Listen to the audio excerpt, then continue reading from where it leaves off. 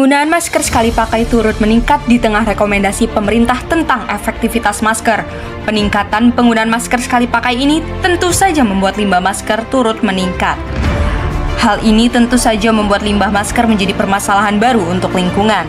Tak jarang bahwa limbah masker ini kita temukan di tempat umum ataupun di tumpukan sampah yang mana seharusnya dipisah bersama dengan limbah medis lainnya. Hal ini tentu saja bertolak belakang dengan keputusan Menteri Kesehatan Republik Indonesia nomor HK.01-07-Menkes-537-2020 tentang pengelolaan limbah medis. Masker memang melindungi manusia dari ancaman virus, tetapi menjadi ancaman bagi lingkungan jika limbahnya tak diolah dengan tepat. Dan pada video ini, kami dari kelompok Gelirang akan memberikan opini tentang sampah medis, khususnya sampah masker sekali pakai, yang masih jarang orang perhatikan dan dapat merusak lingkungan, karena kurangnya kesadaran masyarakat akan bahayanya sampah medis ini. Dan inilah saatnya, yang muda, yang bergerak. Kami ingin mengajak seluruh Mahesa untuk selalu mencintai lingkungan dan merawatnya, karena lingkungan yang bersih dan baik akan memberikan hal yang baik juga nantinya untuk kita semua. This is the time for much change better.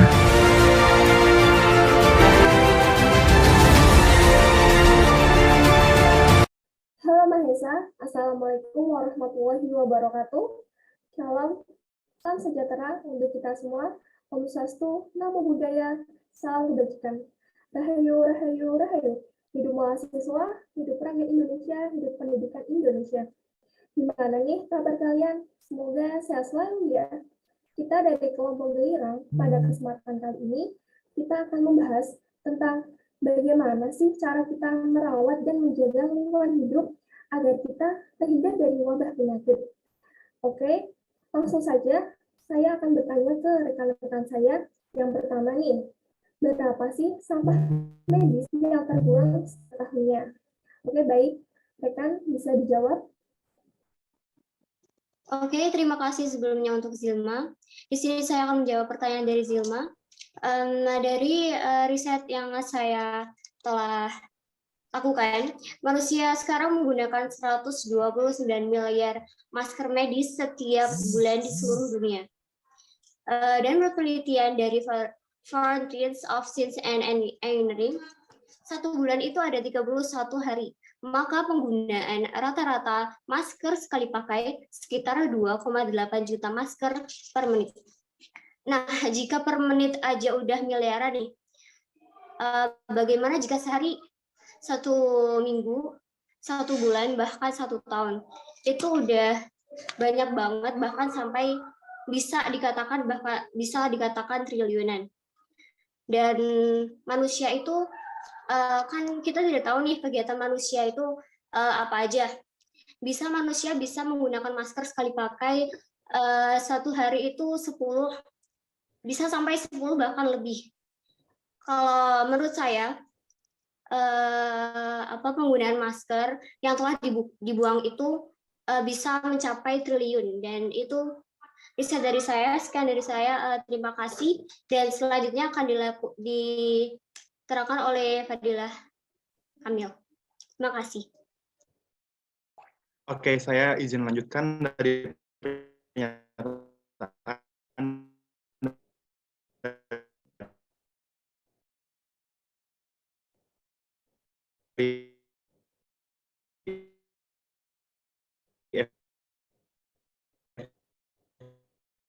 kita Wulan Nurrahman.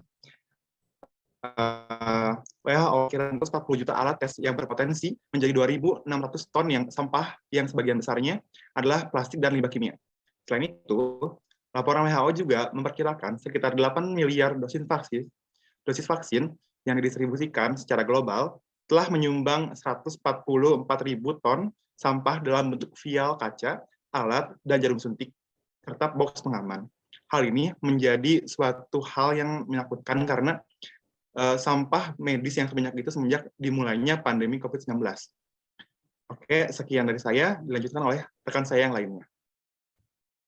Oke, baik. Terima kasih untuk Evita dengan Fadil atas opini yang kalian berikan. Nah, lanjut ke pertanyaan kedua, yaitu sudah benarkah kita membuang sampah medis ini? Oke, baik, rekan bisa dijawab. Oke, terima kasih Zilma atas waktunya. Nah, menurutku kebanyakan dari masyarakat itu membuang sampah masih sembarangan ya. Nah, kadang juga membuang sampahnya itu di tempat sampah dan tidak dilakukan dengan cara yang benar. Nah, menurutku itu salah banget loh. Cara yang benar itu berdasarkan pedoman dari Kementerian Kesehatan, langkah-langkah pengelolaan masker bebas dari masker adalah satu, mengumpulkan masker bebas sekali pakai. Yang kedua itu melakukan disinfeksi terhadap masker bekas tersebut. Disinfeksi merendam masker dalam larutan disinfektan, klorin, atau pemutih. Yang ketiga, merubah bentuk masker setelah dilakukan disinfeksi. Masker harus digunting atau dirusak agar tidak dimanfaatkan kembali. Itu aja sih menurutku. Nah, boleh dilanjutkan dengan rekan saya, yaitu terima kasih. Baik, saya akan melanjutkan opini yang telah saya buat. Yang keempat yaitu buang ke tempat sampah domestik setelah dibungkus plastik yang rapat sesuai dengan edaran Menteri Lingkungan Hidup dan Kehutanan. Apabila pemerintah telah menyediakan tempat sampah atau drop box khusus masker di ruang publik, masyarakat bisa membuang masker sekali pakai tersebut ke tempat sampah yang khusus masker. Yang kelima, mencuci tangan dengan sabun dan air mengalir setelah melakukan pengelolaan masker. Itu sekian dari saya. Terima kasih. Next. Ini ada pertanyaan ketiga nih. Gimana sih cara kita mengurangi sampah medis tersebut agar tidak menyerang wabah penyakit, apalagi kan COVID-19 ya, gampang tersebar virusnya. Yaitu gimana sih cara kita mengurangi sampah medis tersebut? Oke, boleh dijawab.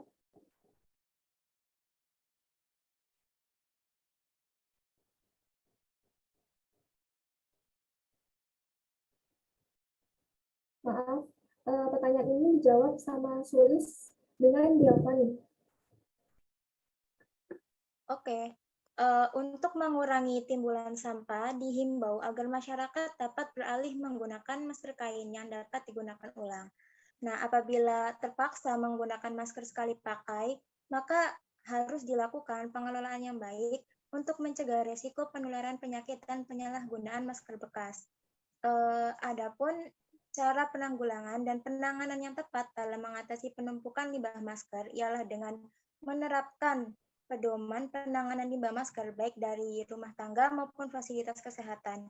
Kemudian pengelolaan yang paling efisien dalam penanganan limbah masker ialah dengan dibakar atau diinsinerasi agar dapat dipastikan virus atau mikroorganisme mati dapat mereduksi volume limbah secara signifikan.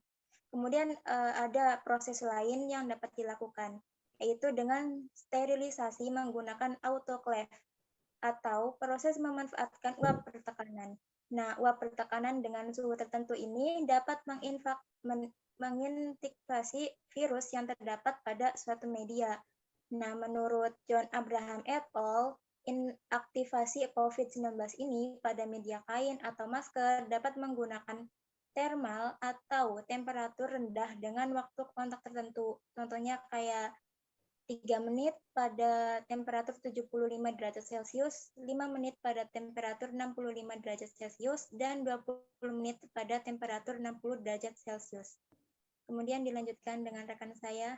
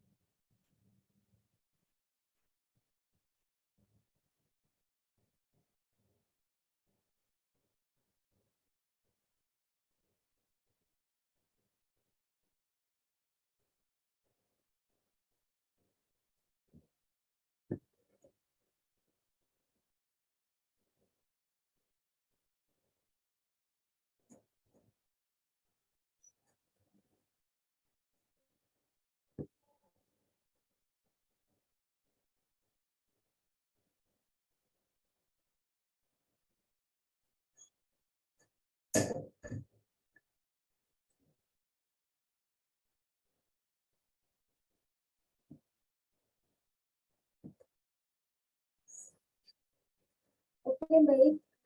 pertanyaan yang keempat nih. Apa dampak dari sampah medis ini jika tertimbun banyak dan tidak ditangani dengan cepat? Oke, baik, rekan bisa menjawab pertanyaan yang keempat ini.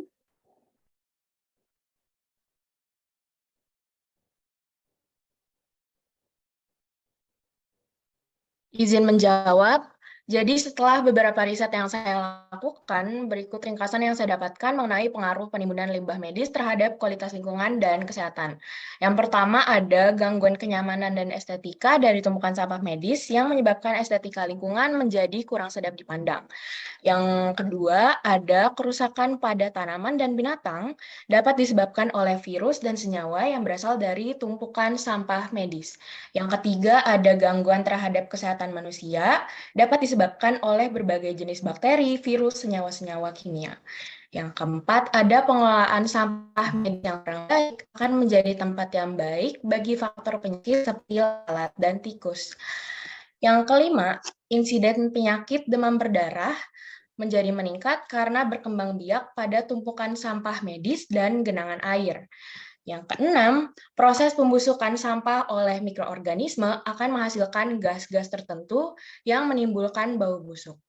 Yang ketujuh, adanya partikel debu dari limbah medis yang menumpuk dan berterbangan akan mengganggu pernafasan, menimbulkan pencemaran udara yang akan menyebabkan kuman penyakit mengontaminasi lingkungan sekitar. Dan yang terakhir, apabila terjadi pembakaran limbah medis yang tidak saniter, asapnya akan mengganggu pernafasan, penglihatan, dan penurunan kualitas udara. Sekian dari saya, selanjutnya akan dilanjutkan oleh Fazri. Terima kasih. Ya, izin menjawab. Dari hasil riset yang saya dapatkan, dampaknya antara lain akan membuat lingkungan tempat tinggal kita, lingkungan hutan, perairan, akan menimbulkan pencemaran. Tanah yang biasanya ditanami padi atau sayuran bisa gagal panen akibat tanah dan air yang tercemar limbah medis terlebih dahulu. Hal tersebut menjadi hal yang sangat serius dan menjadi tanggung jawab kita bersama. Masker yang dibuang sembarangan tentu dapat menyebabkan penyebaran dan penularan virus. Selain itu, dampak dari sampah masker sekali pakai sangat berpengaruh bagi hewan, tumbuhan, juga kelangsungan ekosistem. Akibatnya adalah kita sendiri sebagai manusia yang terdampak dari ulah manusia lain yang suka membuang sampah medis sembarangan. Jika kita sadari hal itu juga akan membuat kelangsungan kehidupan anak cucu kita mendatang yang bisa dirugikan. Itu saja, terima kasih. Oke, baik. Terima kasih atas opininya. Ada pertanyaan yang terakhir. Permasalahan apa yang akan terjadi ketika sampah medis yang dibuang sembarangan itu tidak ditangani dengan cepat? Itu bagaimana ya cara kita mencegah atau mengurangi sampah medis tersebut? Baik, boleh dijawab.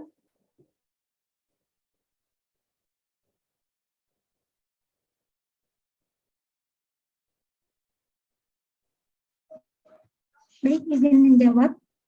Salah satu dari limbah medis adalah limbah masker. Tumpukan limbah masker terbukti berbahaya dan dapat mematikan bagi satwa liar di alam bebas jika tidak segera ditemukan jalan keluarnya. Ketika masker wajah sekali pakai dibuang begitu saja, barang tersebut dapat merusak lingkungan dan hewan yang juga hidup di muka bumi. Demikian yang diungkap oleh Asli Fruno dari kelompok hak asasi hewan. Ada sejumlah peristiwa yang menunjukkan masker ini tuh menimbulkan masalah bagi hewan. Sebagai contoh, di Malaysia terjadi peristiwa seekor monyet kecil terlihat sedang mengunyah tali masker sekali pakai yang terbuang di jalanan begitu saja. Hal tersebut dapat berdampak tersedaknya seekor monyet kecil tersebut hingga dapat meninggal. Karena pada hakikatnya hewan sulit untuk membedakan mana yang bisa ia makan dan mana yang tidak bisa ia makan. Terjadi pula hal serupa di Inggris. Seekor burung camar tidak bisa bergerak selama seminggu karena kakinya tersangkut di tali masker sekali pakai. Tali telah mengencang di sekitar kaki burung tersebut hingga membuat persendiannya bengkak dan sakit. Nah, jika tidak segera diatasi, dapat menyebabkan bertambahnya masalah lingkungan yang dampaknya tidak hanya dirasakan oleh manusia. Akan tetapi, oleh satwa maupun tumbuhan yang sama-sama hidup di muka bumi ini. Nah, untuk selanjutnya akan ditambahkan oleh rekan saya, Margaret. Baik, saya akan melanjutkan pendapat dari Nurhalizah. Untuk ini, saya ingin menjelaskan bahwa limbah kesehatan itu mengandung zat-zat yang berbahaya, mulai dari patogen, genotoksik, bahan kimia, dan radioaktif. Menurut saya, jika tidak segera ditangani, maka akan menyebabkan hal-hal yang lebih bahaya lagi. Menurut WHO, hal ini akan menyebabkan yang pertama infeksi, yaitu limbah medis yang biasanya mengandung patogen penyebab infeksi, yaitu virus dan bakteri, dan seringkali menyebabkan sesak nafas. Terus yang kedua ada limbah medis dikarenakan mengandung bahan kimia yang berbahaya bisa memicu keracunan jika tidak dibuang dengan tepat.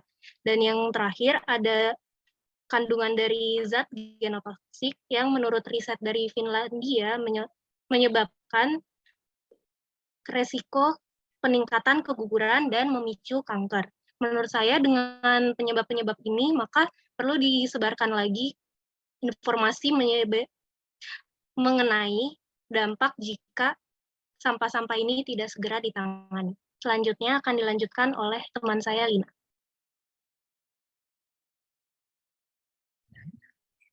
Oke, saya akan melanjutkan dari Margaret. Masker yang telah digunakan oleh kita bisa menjadi media penularan virus dan agen penyebab penyakit, dan tentu hal ini menjadi sangat berbahaya. Namun penggunaan masker di lingkungan masyarakat tidak dikategorikan sebagai limbah medis yang diperlakukan seperti limbah medis di fasilitas pelayanan kesehatan atau bisa disebut sebagai Fasiankes. Hal ini karena masker tersebut tidak digunakan dalam pelayanan Fasiankes. Limbah masker seperti ini masuk ke dalam kategori limbah domestik, sehingga perlakuan pengelolaan sama dengan pengelolaan limbah domestik sesuai dengan Undang-Undang Nomor 18 Tahun 2008 tentang pengelolaan sampah. Limbah masker yang tidak ditangani dengan baik dapat terbawa ke sungai dan laut serta dapat menyebabkan pencemaran air. Selain itu, limbah masker bekas pakai juga dapat menjerat hewan, bahkan menyebabkan kematian bagi mereka. Ada kasus hewan mengira bahwa masker bekas pakai sebagai makanannya. Masker yang masuk ke perut akan memenuhi perut mereka, mengurangi asupan makanan, menyebabkan hewan kelaparan, dan akhirnya akan mati. Gitu, Zilma. Baik, rekan-rekan atas. Oke teman-teman semuanya, dari data tersebut kita dapat simpulkan, masih banyak sekali orang-orang yang masih belum sadar akan bahayanya sampah medis, khususnya sampah bekas masker ini, yang masih menumpuk bukan hanya di Indonesia, namun di seluruh dunia juga. Ternyata masih banyak juga orang-orang yang masih salah cara penanganan dan juga ketika membuang sampah medis tersebut. Dan dengan cara-cara yang sudah disebutkan tadi oleh teman-teman kita harus sekali menerapkannya dalam kehidupan sehari-hari. Apalagi di tahun ini masih ada beberapa orang yang terkena dampaknya akibat sampah medis yang terbuang dan juga masih menumpuk ini. Nah, bukan hanya kita sendiri, kita harus mengajak dan selalu mengingatkan keluarga kita, orang lain di sekitar kita juga, akan bahayanya sampah medis ini. Dan juga sudah dijelaskan tadi, akibat sampah medis ini banyak sekali ya teman-teman. Seharusnya masyarakat bisa lebih paham dan mengerti akan bahaya dan masyarakat bisa lebih sadar untuk selalu menjaga diri mereka agar tidak terkena penyakit khususnya wabah yang belum hilang sepenuhnya di Indonesia. Dan dari banyaknya permasalahan yang tadi sudah diperjelas, jika hal yang kita bahas kali ini tidak cepat ditangani dengan tepat, pastinya akan semakin banyak sekali korban berjatuhan. Jadi kami dari kelompok Gelirang ingin mengajak kalian semua, masyarakat Indonesia, para pemuda Indonesia juga, untuk selalu mengingatkan orang-orang terdekat terlebih dahulu akan bahayanya sampah medis ini. Terima kasih. Opini kalian yang diberikan, karena pertanyaan saya sudah dijawab oleh kalian, semoga pertanyaan-pertanyaan dan opini kalian yang diberikan, semoga kalian menghindari dan merawat hidup ya, agar kita itu terhindar dari wabah penyakit. Ya, baik, terima kasih. Wassalamualaikum warahmatullahi wabarakatuh. Semangat. Waalaikumsalam warahmatullahi Waalaikumsalam wabarakatuh.